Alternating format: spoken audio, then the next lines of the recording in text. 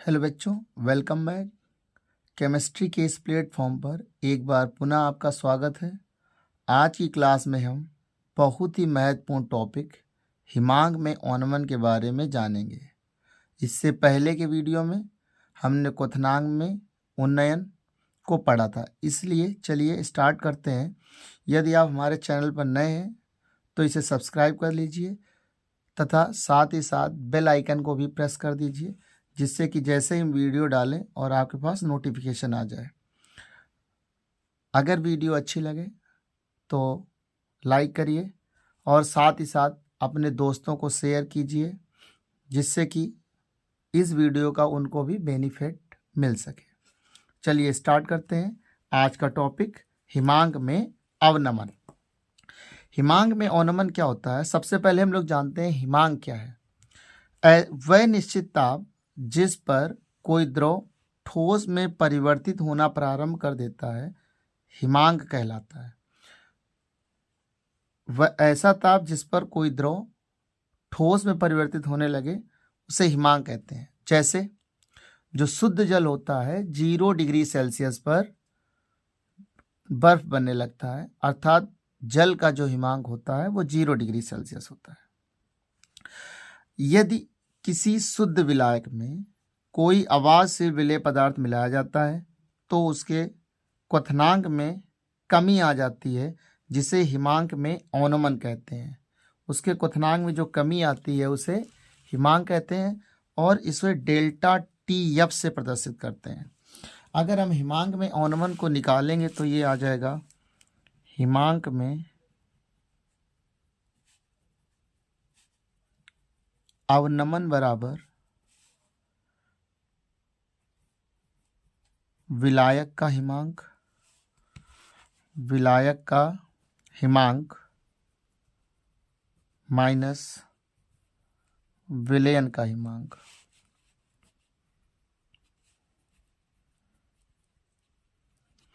यदि विलायक हिमांक में अवनमन को डेल्टा टीएफ से लिखें, विलायक का हिमांक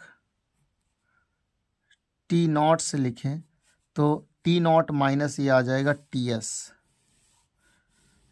हिमांक में अवनमन अगर निकालना है तो विलायक के हिमांक से विलयन के हिमांक को घटा देंगे तो इसका अंतर निकल आएगा।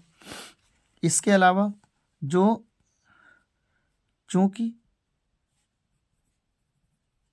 किसी विलयन का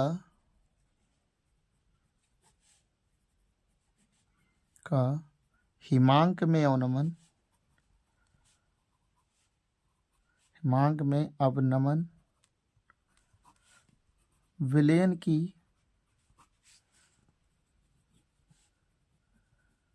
मोललता के समानुपाती होता है, मोललता के समानुपाती होता है।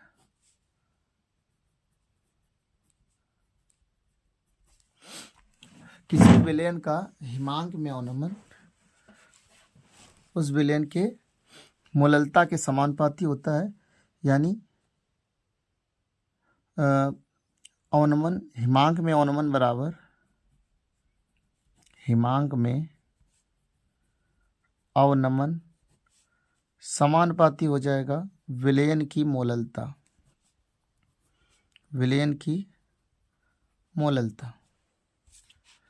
हिमांक में अवनमन को लिखते हैं डेल्टा टी एफ, समानुपाती हो जाएगा मोललता को लिखते हैं स्मॉल एम से, या फिर इसको लिखते हैं डेल्टा ई बराबर समानुपाती का चिन्ह हटाएंगे तो आ जाएगा के एफ इंटू एम, जहां के एफ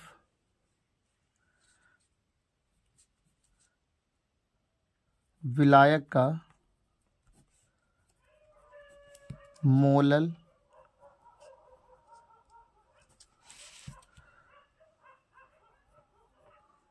अवनमन स्थिरांक है।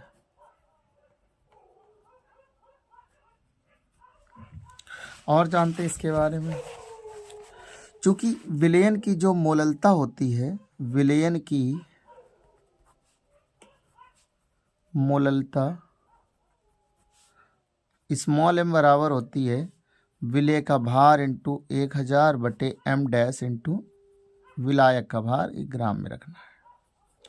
अभी हम लोगों ने फार्मूला निकाला डेल्टा टी एफ बराबर के एफ इंटू मोललता। मोललता को यहाँ पर रख देंगे तो डेल्टा टी एफ बराबर आ जाएगा K F into small W into 1000 बटे M dash into capital W. ये फाइनली फार्मूला है जहाँ से न्यूमेरिकल आते रहते हैं। अब यहाँ से अगर हम ये देख लें, स्मॉल डब्लू क्या है, विलेय का भार है, विलेय का भार। कैपिटल डब्लू रहेगा आपका विलायक का भार, विलायक का भार। एम डैश विलेय का अणुभार है, विलेय का अणुभार। के एफ विलायक का आणविक उन्नयन स्थिरांक है, अवनमन स्थिरांक अवनमन स्थिरांक है।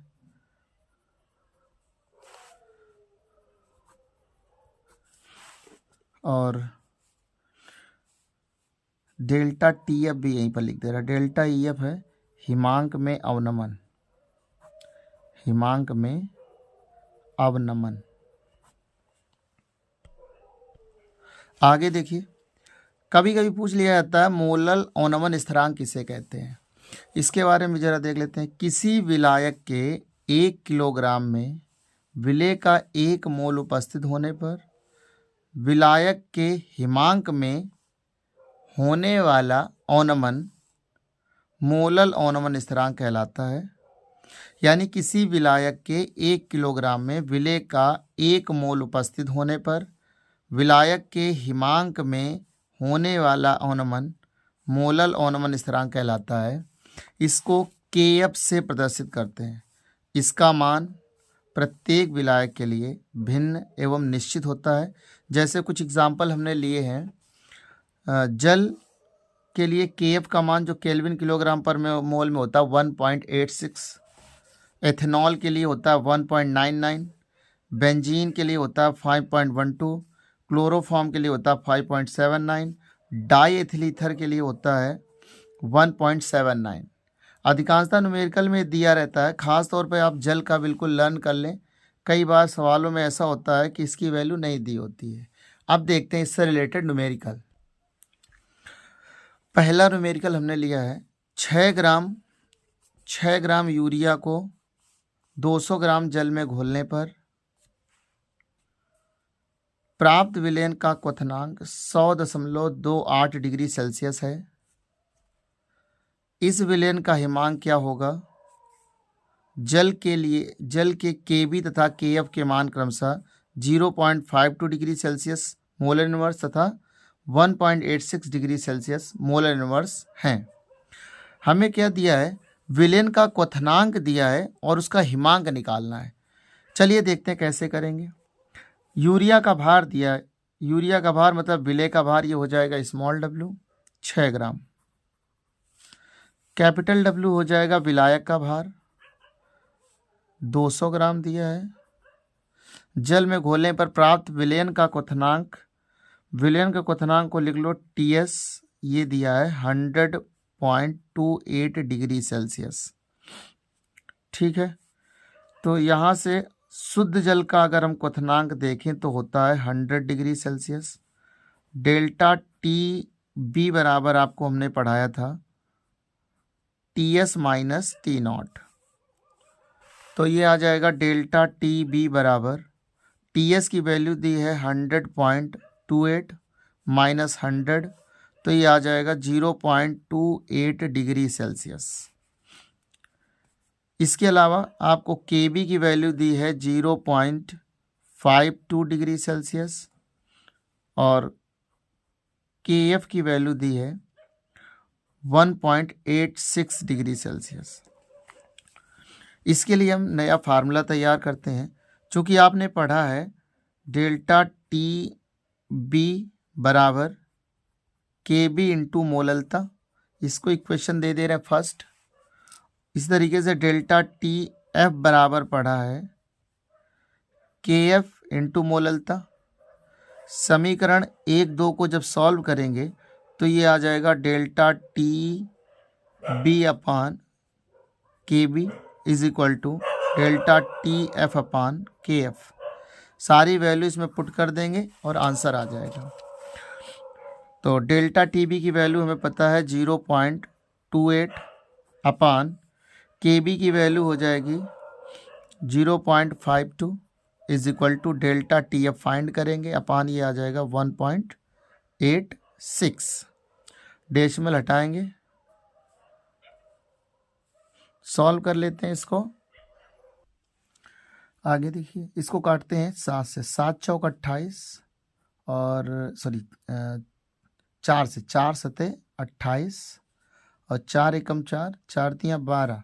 ये आ गया 7/13 बराबर डेल्टा टी एफ बटे 1.86।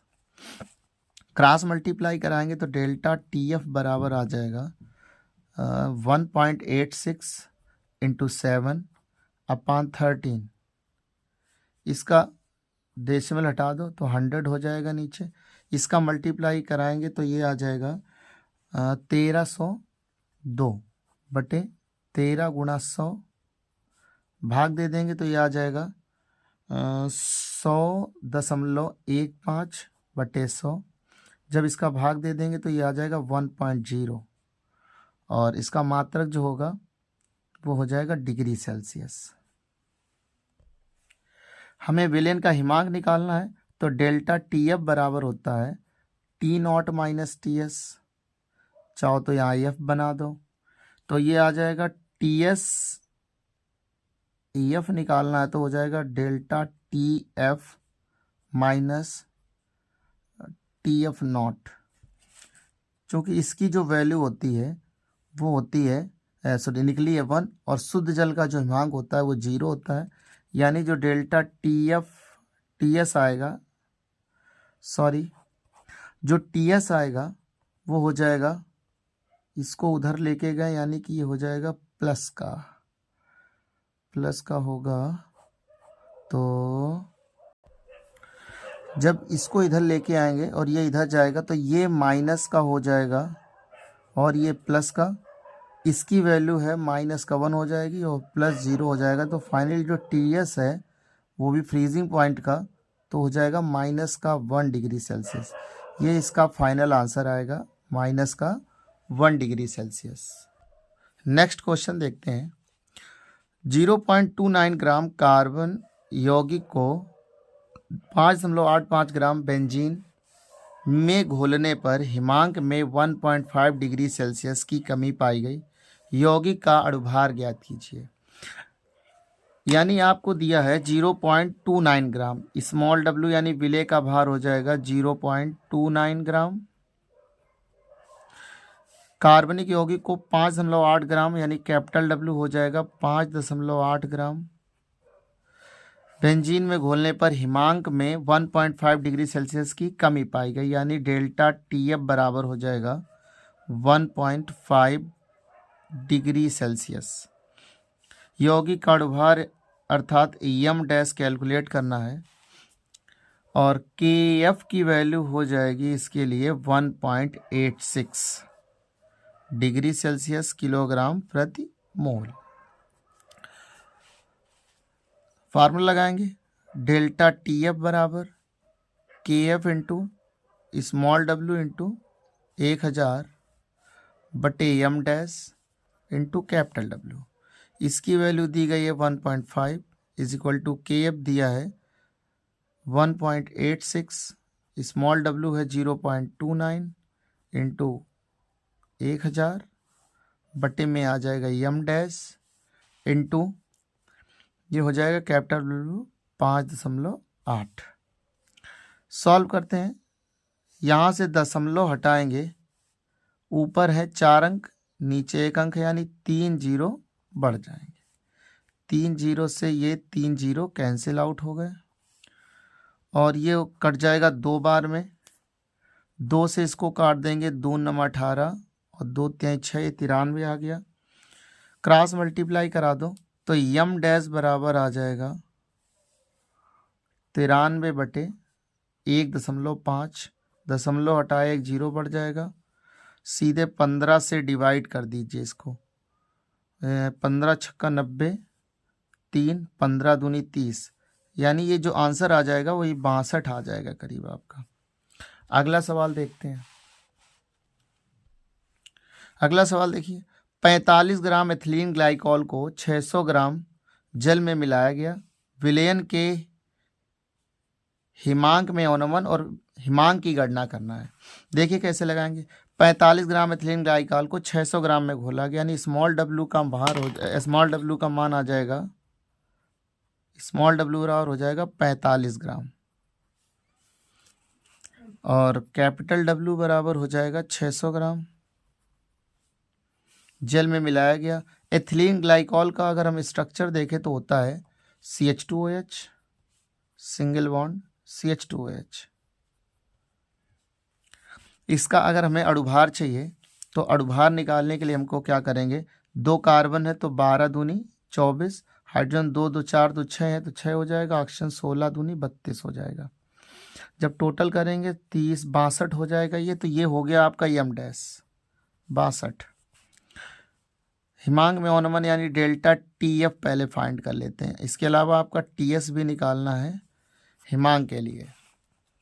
फार्मूला होता है, और KF की वैल्यू नहीं दी गई है तो जल के लिए बेंजीन के लिए जो KF होता है, 1 मिनट देना चाहिए था। 45 एथिलीन ग्लाइकॉल को 600 ग्राम जल में मिलाया गया तो जल के लिए KF का मान होता है 1.86। यूनिट आपकी मर्जी कोई भी ले लो, डिग्री सेल्सियस किलोग्राम प्रति मोल। फार्मूला लगाएंगे, डेल्टा TF बराबर KF into small w into 1000 बटे M dash into capital W। Delta TF निकालना, KF की वैल्यू 1.86 है, स्मॉल w है 45 गुणा 1000 बटे में रहेगा M डैश है 62 है और कैपिटल W का भार दिया है 600। 1 0 2 0 1 0 2 0 कैंसिल हो जाएंगे और इसको काटेंगे 3 से, 3 दूना 6 कटेगा, 3 एकम 3, 3 पचे 15, 5 बार कट जाएगा। और इसको आगे इसको लिखेंगे डेल्टा TF बराबर 1.86 इंटू 15 अपॉन 62 इंटू 2। डेसिमल हटा देंगे, 2 जीरो बढ़ेंगे। अभी चाहो तो 2 से इसको काट दो तो ये 100 आ जाएगा।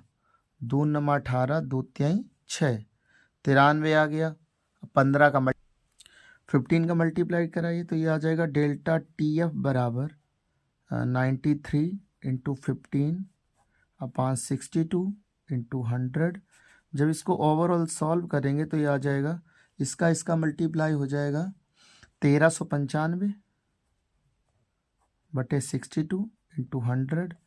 डिवाइड करेंगे तो ये आ जाएगा 22.5 अपॉन 100, यानी आ जाएगा 0.22, सॉरी माफ़ करिए।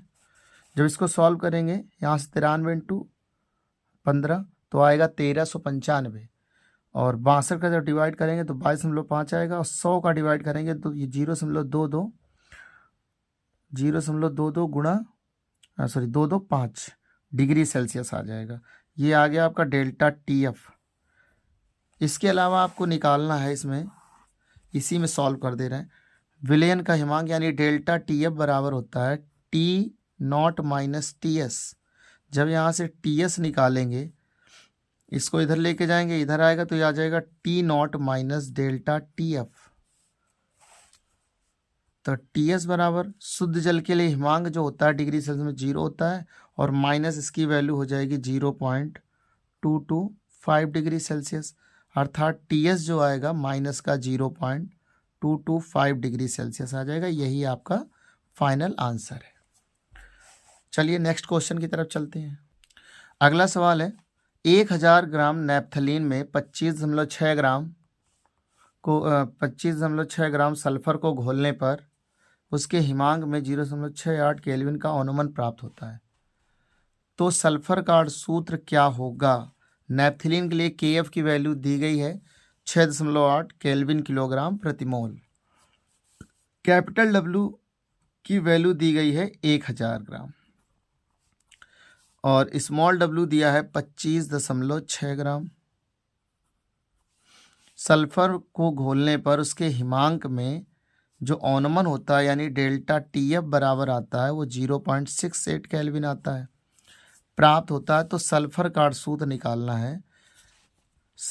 अगर हम यहाँ पर सल्फर का सूत्र निकालना तो यम डैश हमें पता होना चाहिए, और यम डैश निकालना ही है। इसके लिए KF की वैल्यू आपको ऑलरेडी दी गई है 6.8 केल्विन किलोग्राम प्रति मोल। फार्मूला लगाएंगे डेल्टा TF बराबर KF into small w into 1000 बटे M dash into capital W। Delta TF की वैल्यू दी है 0.68 इज इक्वल टू KF दिया है 6.8 इंटू स्मॉल w दिया है 25.6 और इंटू 1000 में रहेगा अपान यम डैश इस बार फाइंड करना है। कैपिटल W की वैल्यू 1000 है, तो 1000 तो ये 1000 से कैंसिल हो गया। अगर हम डेसिमल हटाएं तो ऊपर 2 अंक हैं और सामने भी 2 अंक हैं, और ये जब बराबर हो जाएगा तो 68 से 68 कट जाएगा, यानी यम डैश की वैल्यू जो आ जाएगी 256 आ जाएगी। अब हमसे पूछा गया है सल्फर का सूत्र, तो हम पहले निकालते हैं सल्फर का अणुभार। सल्फर का अणुभार जो होता है वो होता है 32।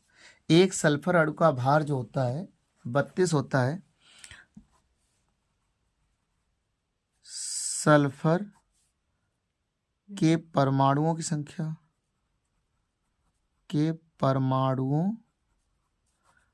संख्या अगर हम यहाँ से निकालें तो जो टोटल परमाणु भार है उसमें सल्फर के एक अणु का भाग दे दो, यानी आ जाएगा 256 बटे 32। तो ये समथिंग 8 बार चला जाएगा। ये सल्फर के अणुओं की संख्या हो गई। तो अगर हम अणुसूत्र निकालें, अणुसूत्र बराबर आ जाएगा, अणुसूत्र बराबर सल्फर S और उसके अणुओं की संख्या 8, तो फाइनली आ जाएगा S8 अणुसूत्र। आज के लिए इतना ही। अगर वीडियो पसंद आया है तो लाइक कीजिए, शेयर कीजिए। धन्यवाद। मिलते हैं नेक्स्ट वीडियो में।